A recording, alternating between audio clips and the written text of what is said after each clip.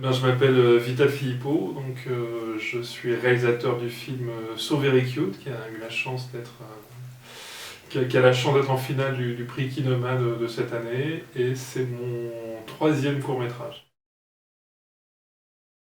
Voilà, en fait, mon père a été distributeur, il a produit des films, il en a réalisé aussi, on avait baigné un peu là-dedans. Moi j'ai commencé par le théâtre et à un moment je me suis rendu compte que c'était pas vraiment mon truc et je me suis mis un jour à écrire un scénario et c'était un scénario de film et voilà, c'est parti comme ça.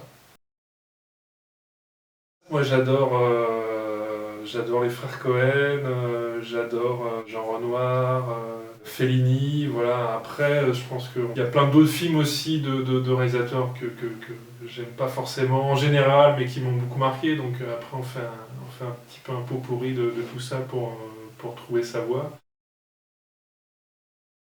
Il a fait quelques festivals, plus à l'étranger qu'en France. Il fait sa petite carrière. Il avait été acheté par France 2, donc il est déjà passé deux fois dans l'histoire courte. En fait, moi, avec le film précédent, Tennis Elbow, j'ai eu un prix au Festival de Trouville, qui était le prix du public. Et le prix du public te donne une bourse pour réaliser un film que tu dois présenter en ouverture du festival l'année d'après. Alors c'est une bourse qui est pas énorme, c'est 10 000 euros, et puis à un an c'est difficile avec les financements pour trouver beaucoup d'argent. Moi je me suis dit, bon bah je vais essayer de faire un film dans cette enveloppe-là et dans ce temps-là. D'où l'idée du décor unique, du plan séquence. Et moi c'est une idée qui me tournait dans la tête depuis longtemps. Et ben on a fait un casting de filles de l'Est, quoi, c'était assez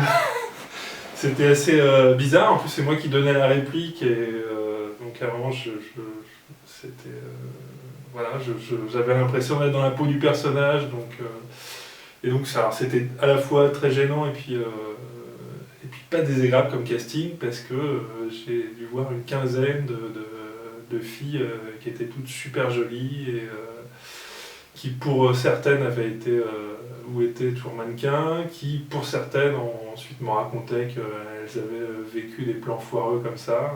J'en ai trouvé une qui était super, hein, dès la première prise, on s'est dit, ouais, il y a vraiment quelque chose qui se passe. On a fait 11 prises en fait.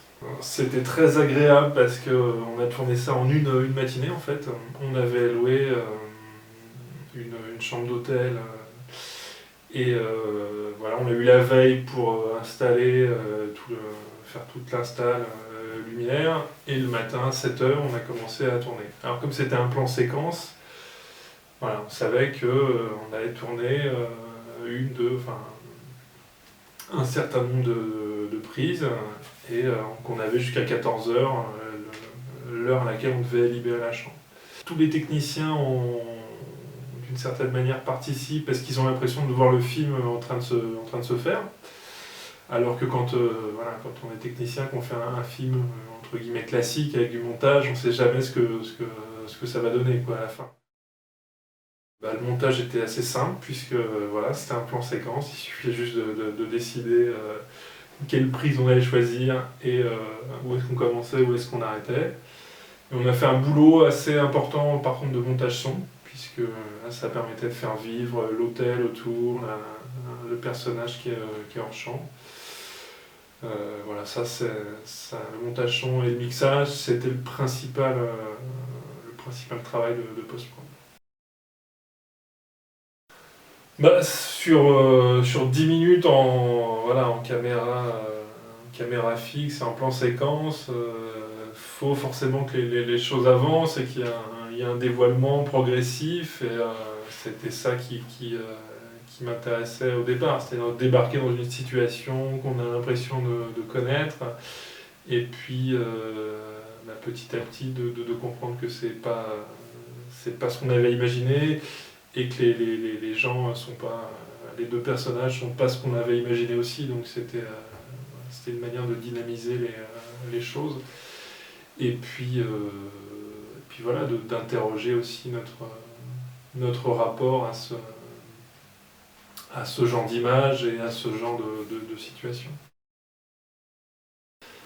Bah, ça dépend des projets, ça dépend des comédiens. C'est vrai qu'à chaque nouveau comédien, on découvre un mode de fonctionnement un peu différent. Moi, je pense que c'est la partie la plus riche, la plus intéressante et aussi la plus mystérieuse du métier de metteur en scène. C'est comment arriver à tirer quelque chose qui va dans le sens du film à partir de quelqu'un d'autre, quoi, et à qui tu vas donner des directions qu'il ne va pas forcément comprendre, ou qui va comprendre d'une autre manière que ce que toi t'avais imaginé. Quelqu'un qu'il va falloir plutôt rassurer ou au contraire un peu pousser dans ses retranchements.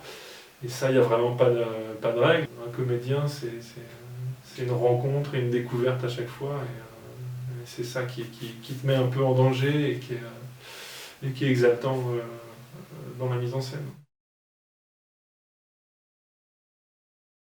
C'est très classique ce que je vais dire, mais qui doit avoir l'idée du film et garder le cap pour mener tout le monde à bon port et que pas partir dans n'importe quelle direction, tout en sachant que je pense qu'il a l'idée du film mais il l'a pas complètement en fait. C'est-à-dire que le film il existe quelque part et lui doit y arriver et c'est celui qui en sait le plus, mais il y a d'autres gens, il y a des techniciens qui peuvent lui apporter des choses, les comédiens aussi surtout, et qui peuvent lui permettre d'arriver à cette vérité du film qui se décidera finalement qu'au montage.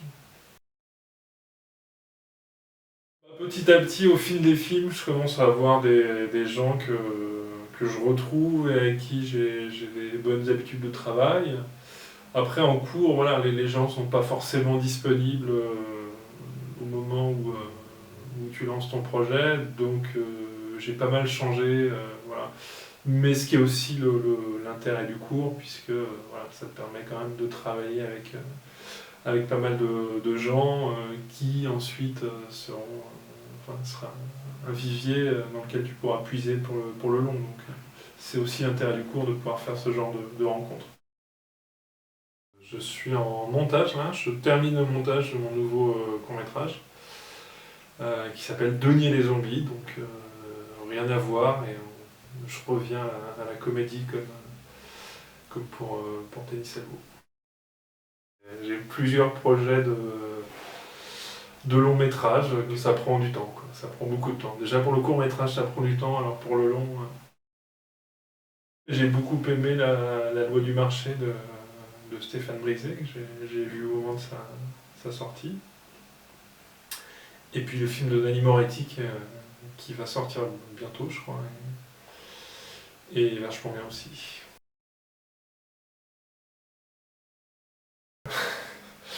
J'avais une idée de film de dinosaures, je pense que c'est un pitch qui pourrait cartonner à Hollywood, mais voilà, ils sont encore un petit peu loin de moi, donc je me dis peut-être dans 20 ans.